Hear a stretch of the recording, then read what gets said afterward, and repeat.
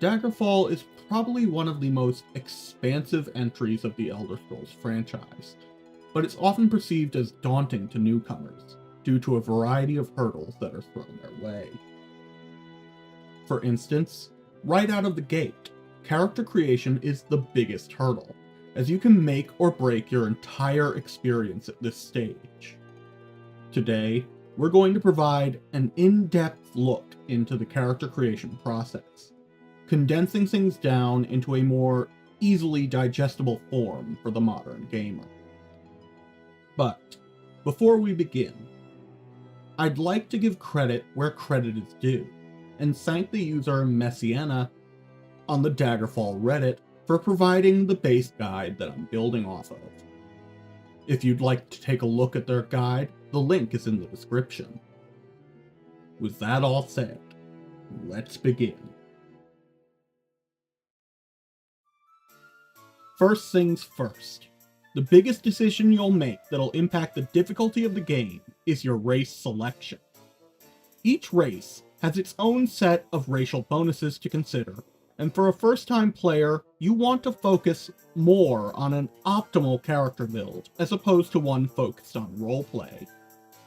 I know this sounds counterintuitive, since this is technically an RPG, but this game is one of the more imbalanced entries in the franchise with regards to character class.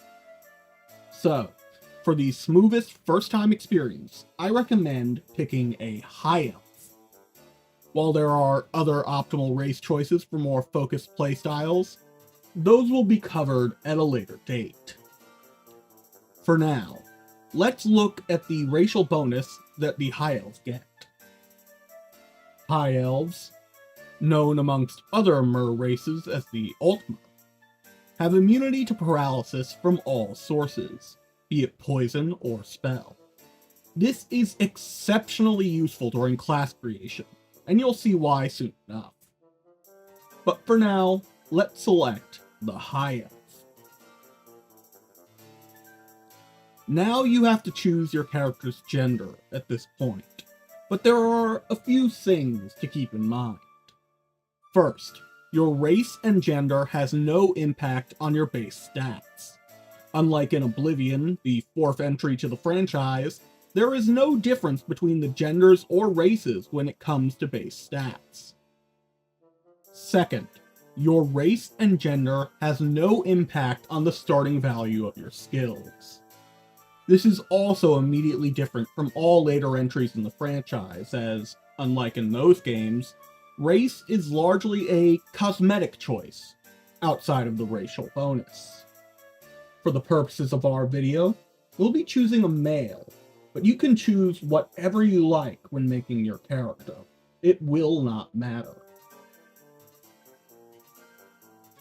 Now we move on to class selection. There are 3 options presented. You can select a class from a list, create your own custom class, or answer a series of 10 questions to have your class assigned to you automatically. I would advise against the third option of answering questions, as you'll likely just miss whatever it assigns you, and the base classes of the game are largely all suboptimal in some way. The only way to guarantee you'll have the best experience with this game, especially as a first-time player, is to create a custom class. So let's go make one.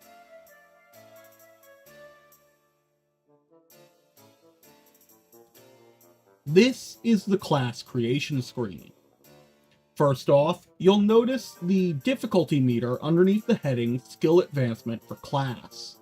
This is slightly misleading, as it not only impacts the difficulty in leveling your character, but also the overall difficulty of the game. Here, in the upper right-hand corner, you'll see the maximum hit points we can gain per level. By default, it starts at a maximum value of 8 hit points per level. Now, we can crank this value up as much as we want. Personally, I tend to go with a value of 25 to 30. But you'll notice that it increases the game's difficulty. So how do we offset this? Well, to solve that problem, we'll go here to edit special disadvantages and add a disadvantage. There are several options to choose from here, and each one will impact our experience with the game very differently. For instance, we can choose to have a critical weakness. This adds a minus 100% modifier to a resistance of your choice. All races start with a 50% resistance to everything across the board, meaning everyone has 50% resistance to disease, fire, frost, shock, magic, poison, and paralysis. However, as a high elf, we have a racial bonus that applies a plus 100% modifier to our paralysis resistance, giving us a grand total of 150% resistance to paralysis. This means that adding a critical weakness to paralysis drops us back to the base 50% resistance of the other races, effectively nullifying our racial bonus. So we'll start by adding a critical weakness to paralysis, as we will also have access to magic in the rare case we get paralyzed. Besides, we'll be able to bypass the debuff using the spell free action anyways, so paralysis is not that big a threat as long as you have access to magic. But there are other disadvantages we could apply to make the game a little easier. For instance, there is the option to have your character take damage while in holy places such as chapels and temples, or from sunlight. Personally, I avoid these two disadvantages like the plague, but if you wanted to roleplay an evil character, I suppose it could see some use. Next on the list, we have darkness-powered magery, with a choice between having lowered magical ability in daylight, or being completely unable to cast magic in daylight. Personally, I would choose to lower our magical ability in daylight, as this merely means we lose a few spell points, otherwise known as magicka in later entries, when not indoors during daylight hours. So we'll add darkness-powered magery's lowered magical ability in daylight to our disadvantages. There are still more disadvantages to cover, however, so let's keep going down the list. Next, we have the option to restrict ourselves from one of these three main armor classes, specifically plate, chain, and leather. I would advise against forbidding your character from wearing plate, unless you're looking to roleplay, but this will make the game a lot more difficult. Forbidding plate armor from being used means you can't use things like Daedric armor, Orcish armor, Elven armor, Steel armor, Iron armor, and so on. It means you can only wear chain and leather armor, which are the weakest armors in the game and occupy the first two tiers. So it's really not an advisable choice, and is purely for role-playing purposes, so we won't be messing with this one. After that, we have the option to forbid our character from using certain materials. This is similar to the option of forbidding armor types, but is much more specific. It'll forbid us from using weapons and armor made from specific materials. Personally, I would recommend forbidding the materials of Orcish and silver. There's a reason for this. However, iron, silver, and steel are all garbage tier materials. However, having access to steel weapons will make the early game and starting dungeon a bit easier, as you won't run into the issue of enemies being immune to your attacks right away. You see, enemies in this game require you to have access to weapons made of a minimum tier of material to even damage them. Imps, for instance, require you to have a steel weapon or better. Lycanthropes require silver weapons or better, while gargoyles, ancient vampires, liches, and daedra require a mithril weapon or better. So, for the purposes of this video, we'll add the disadvantage of forbidden material Orcish and forbidden material silver. There are more options on this list, but outside of the disadvantages of low tolerance and phobias, The rest have very minimal impact on the difficulty slider. So let's discuss what low tolerance and phobias actually do in this game. Phobias lower your ability to land hits and do damage against certain types of enemies. You can choose to have a phobia of animals, Daedra, humanoids, or undead. Personally, if you opt to have a phobia, I would go with a phobia of animals, as the animal enemies in this game are not that big a threat compared to the other combatants. As for the disadvantage of low tolerance, it's similar to having the disadvantage of critical weakness, but this debuff only has a magnitude of minus 50% as opposed to minus 100%. For our purposes, we'll choose to have a low tolerance to disease, as we'll have access to magic, and thus can cure ourselves easily. As for our special advantages, we'll choose to have expertise in our primary choice of weapon, which in this case will be Longblade. We'll also choose to take athleticism, which increases jump height by 10% and lowers stamina consumption by 10%, and increased magery times 3, which increases our pool of spell points by 3 times our intelligence stat. Now we move on to adjusting our base stats. We want to hit maximum endurance as soon as possible, since our hit points gained per level is determined by a dice roll, up to a maximum value of 30 in this case, plus our endurance modifier, and it's not retroactive. So we're going to add 25 points to our base endurance, and take away a total of 25 points from other stats. Now, if you're worried about this impacting you in the long run, do not worry. There is a stage in class creation where you will add additional points to your base stats via a dice roll. This is just the base that it works from before randomizing.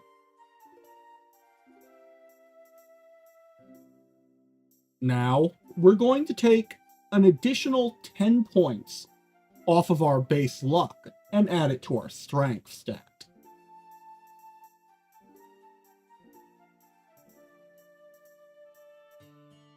Strength affects your damage by applying a modifier, and also determines your maximum encumbrance, otherwise known as carry weight.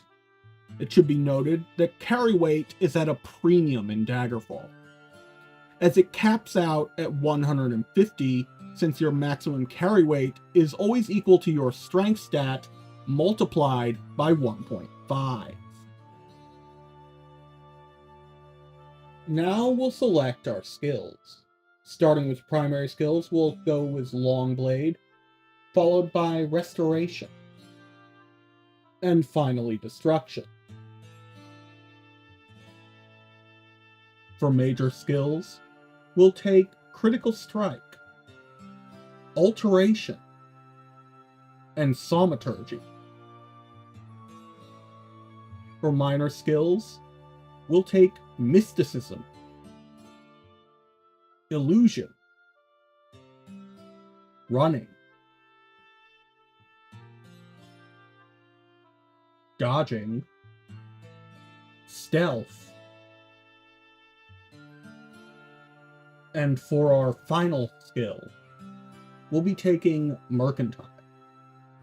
Though personally, I prefer jumping, climbing, or swimming as opposed to Mercantile. Mercantile is more generally applicable.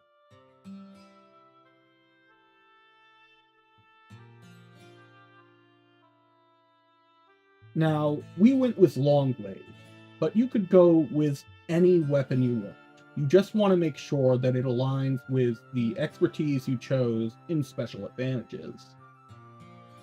Now, it should be noted that weapons in Daggerfall all swing at the same speed. There is no difference between the speed of a long blade and the speed of a short blade. It's entirely dependent on your speed stat. So go with whatever you want. Just make sure it lines up with your chosen expertise under special advantages. Now, Restoration gives us access to the Cure Disease and Free Action spells. These will be useful in general play. Destruction, on the other hand, gives us the ability to fight and damage enemies we otherwise could not without the minimum requisite material type for our weapon. Critical Strike increases our odds of landing a hit by a very small percent, and it levels up quickly, which is useful for power leveling our character. Alteration and Thaumaturgy give us access to shielding spells and spells that improve our elemental resistances. Mysticism gives us access to spells like Soul Trap, Dispel, and Open. Meanwhile, Illusion gives us access to spells such as Invisibility and levels rather quickly. Running increases our actual movement speed when sprinting, and also levels up very quickly. It will easily be one of our highest minor skills as we progress through the game. Now, all three of these skills level exceptionally quickly. Dodging, on the other hand, gives us a slight chance to avoid damage. In the base version of the game, dodging was bugged and didn't work. However, in Daggerfall Unity, this was fixed. Stealth is always checked at every encounter, not just when you're in stealth mode. So it lowers the chance that enemies will detect us and immediately start attacking. Mercantile naturally improves the prices we get from merchants and increases the value we get from goods that we sell to them. Now we need to name our class. I've never been good at this, so I'll simply go with the name of Spellblade.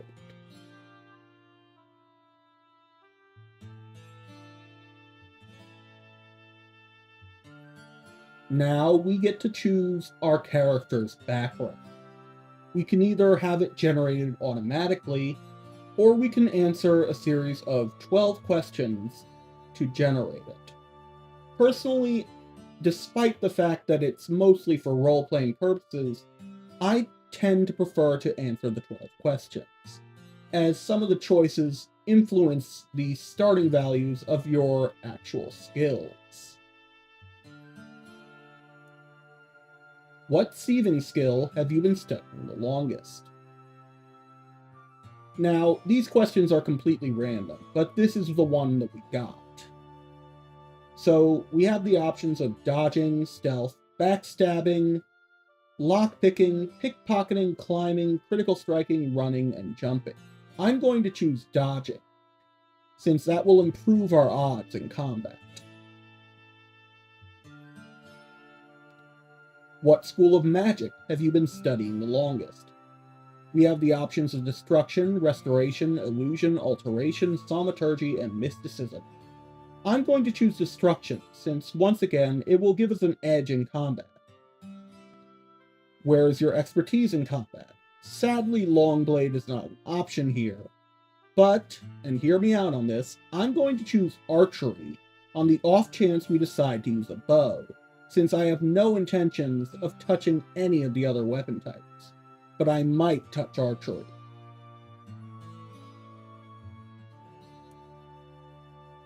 As a child, your nickname was Rabbit, Guppy, Quicksilver, Scrapper, or Monkey.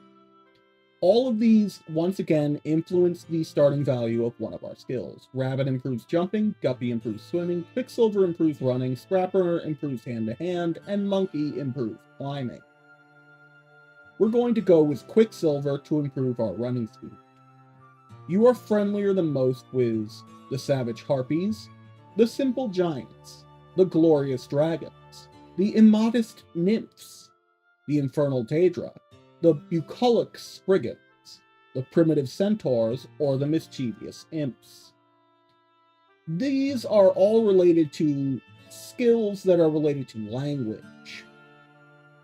You had a chance, if you knew the language of, say, the harpies, for instance, to have harpies not be hostile towards you. I usually go with the choice of the glorious dragons, but you can choose whatever you want. Who knows, it might just save your life at some point. As you grew older, you received additional magical training in the School of Destruction, the School of Restoration, the School of Illusion, the School of Alteration, the School of Thaumaturgy, or the School of Mysticism. This is again a choice to improve our abilities in one school of magic. I'm going to double down on Destruction and choose that, since it will improve our odds in combat. In between formal study, you spent your time socializing with aristocrats, learning street smarts, practicing acrobatics, trespassing, learning economics, swimming, or sparring. These are all related to various skills. Socializing with aristocrats is related to the etiquette skill. Street smarts is related to the streetwise skill. Practicing acrobatics obviously is related to jumping. Trespassing, I believe, was either lockpicking or stealth. Learning economics was mercantile. Swimming was, well, swimming. Sparring, I believe, was, again, hand-to-hand. I'm going to go with learning economics to get better prices. Of all disagreeable types, you have the most personal hatred for sanctimonious priests, diabolic wizards, stupid peasants, power-mad robber barons, or immoral assassins. This largely affects your reputation with the various factions, but I generally choose power-mad robber barons. What motivates you into a life of adventure? Is it riches, fame, knowledge, fun, or helping others? This, again, largely just impacts your relationship with the various factions. I tend to choose knowledge. What god, if any, do you worship? This choice has absolutely no impact. Personally, I choose none, but choose whatever you want.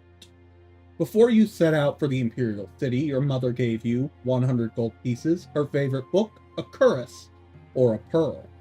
I'm going to choose a cuirass because this gives us a piece of armor to start off with, right out of the gate.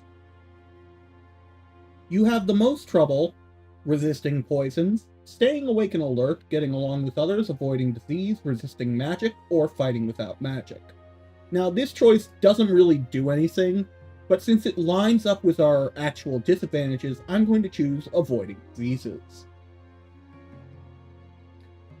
Now, you might have noticed that our reputation with scholars is slightly higher due to our choices.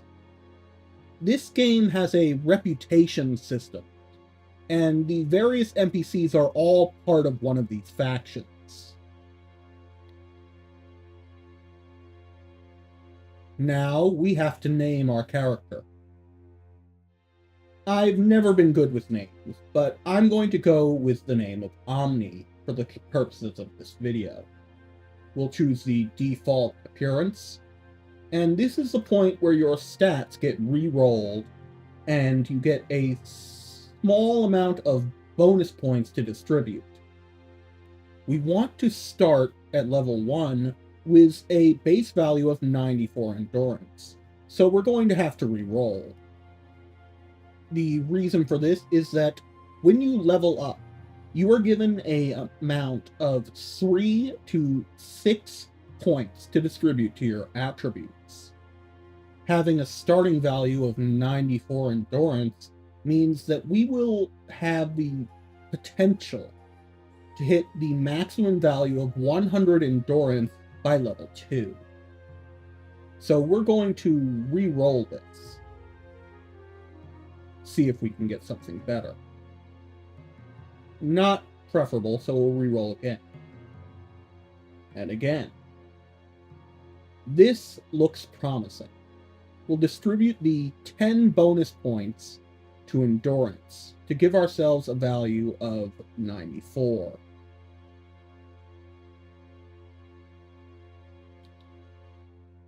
And then we'll confirm our stats. At this point, we'll distribute points to our primary, major, and minor skills. We'll go with Long Blade to improve our chances of hit, Critical Strike as well to further improve those odds, and for our minor skills, we'll split the difference between Mysticism and Illusion to give those magic schools a bit of an early start. At this point, you select the Reflexes setting. All it does is alter the speed and pacing of gameplay. I usually leave it at average, but you're welcome to change it if you wish.